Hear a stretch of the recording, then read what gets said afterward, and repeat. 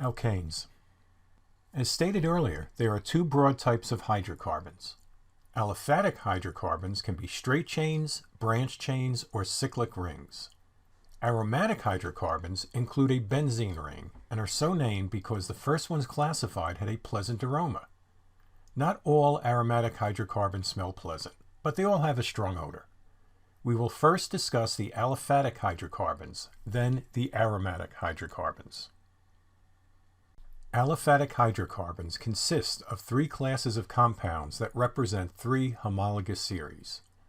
They differ by the number of carbon atoms in the chain, so that's 1 point, how many carbon atoms you have, and then by the type of carbon-carbon bonds present.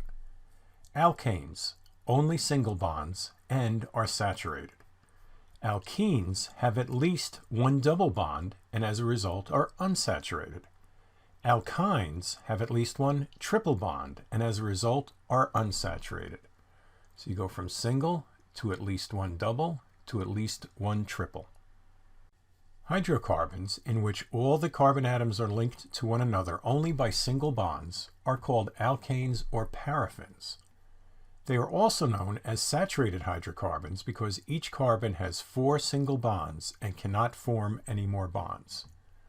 So you have methane here, CH4, carbon has 4 single bonds. Propane, each one of these carbons only has 4 single bonds. And then again the same with butane. There's all your carbons, and you can check any carbon and it has 4 bonds. A hydrocarbon is saturated if it has only single bonds with another carbon or hydrogen atoms. There's no way to add an additional atom. Each carbon atom has its 4 valence electrons connected to another carbon or hydrogen atom. For comparison, shown here is a saturated alkane, right here, next to an unsaturated alkene. The alkene has a double bond, right over here, between 2 of its carbons. That can be broken to add more hydrogen atoms with single bonds, therefore it is not saturated. The general formula of alkanes is C sub n H 2n plus 2, and n will start with the number 1. The first member is methane, right here. So you have C1, and then you have H. What's 2n plus 2? 2 times 1 is 2, plus 2 is 4. And we leave the 1 out when we write the chemical formula. After methane, each new member of the group is generated by adding a carbon atom and 2 hydrogen atoms. In other words, a CH2 group.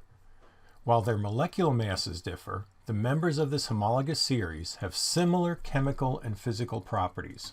We defined homologous series a few slides ago. The names of alkanes all end with -ane.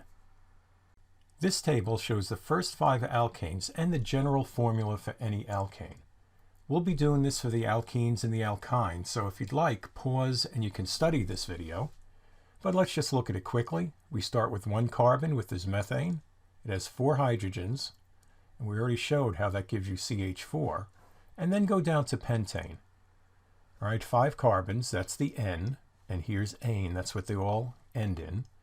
And 2n plus 2, 2 times 5 is 10, plus 2 is 12, and it's C5H12. A little exercise now. Complete the table for the next 5 alkanes, and then check your answers on the next slide. So pause the video, do the work, and start it up when you're ready. Here's the answer key. Hopefully you got them all right. And here's our formulas here. And notice how you move down the table, you increase with 1 carbon and 2 hydrogens. Straight chain alkanes have all the carbon atoms connected in a row. In other words, they are alkanes in which no carbon atom is linked to more than 2 other carbon atoms. These structural formulas and ball and stick diagrams show all the carbon-carbon and carbon-hydrogen bonds. So for ethane, each carbon is connected to only 1 carbon. Over here, this carbon is connected to 2 carbons, but none are connected to any more. And it's a straight line. That's another way to look at it. So here's propane on the right and ethane on the left. Branched chain alkanes. In these, some carbon atoms are not present in a linear sequence. Branched chain alkanes have a branching connection of carbons. In other words, these carbons have at least one carbon atom that is linked to 3 or 4 other carbon atoms. Here are shown the straight chain and branched forms of butane. Notice both are C4H10. Here's the straight chain. No carbon is connected to more than 2 other carbons. Okay, so this guy here is connected to 2 other carbons, but no more. On branched chain butane, which is called isobutane, let's look at this carbon. It has 1, 2, 3 bonds to other carbons, so that is a branched chain alkane. Straight and branched chain structures are an example of isomers. Isomers are molecules with the same formula but different structures, which sometimes results in different properties. Straight chain butane and branched chain butane, isobutane, are isomers of one another with the same formula C4H10 as we pointed out on the previous slide. Another isomer of the aliphatic hydrocarbons are cyclic structures, which will be discussed later. In addition, there are other types of isomers that will also be discussed later. Crude oil is the principal source of liquid alkanes. Natural gas is the major source of the simplest alkanes: methane, ethane, propane, and butane. Methane is often associated with oil and natural gas deposits. It is formed from vegetable matter decomposition in an anaerobic condition, which often occurs in wetlands. This is commonly known as marsh gas or swamp gas. It is also formed in coal mines, which could create an explosive mixture when mixed with humid air. The smaller alkanes are gases at standard temperature and pressure, which is 0 degrees Celsius and 1 atmosphere. That's STP. This includes methane, ethane, propane, and butane. Alkanes having between 5 and 17 carbons are liquids at STP. Alkanes with more than 17 carbons are solids at STP. Melting and boiling points increase with molecular weight. And alkanes, like all hydrocarbons, are nonpolar, so they are soluble in nonpolar liquids, but not in polar liquids like water.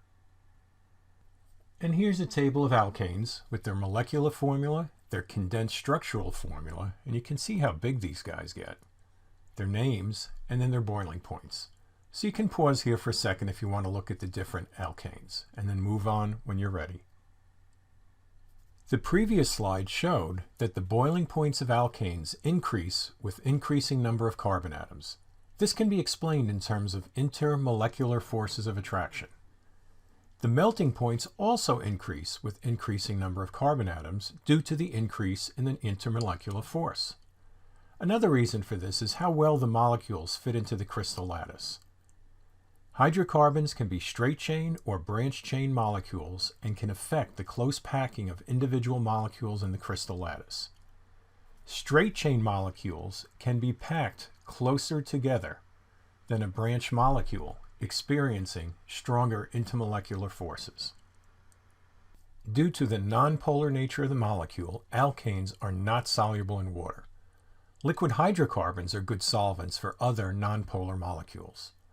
The density of alkanes increases with increasing molecular masses and ranges between 0.6 and 0.8 grams per cubic centimeter. Their density is less than water, so they will float on water. Alkanes are relatively inert unless burned or combusted because they are saturated with hydrogen atoms.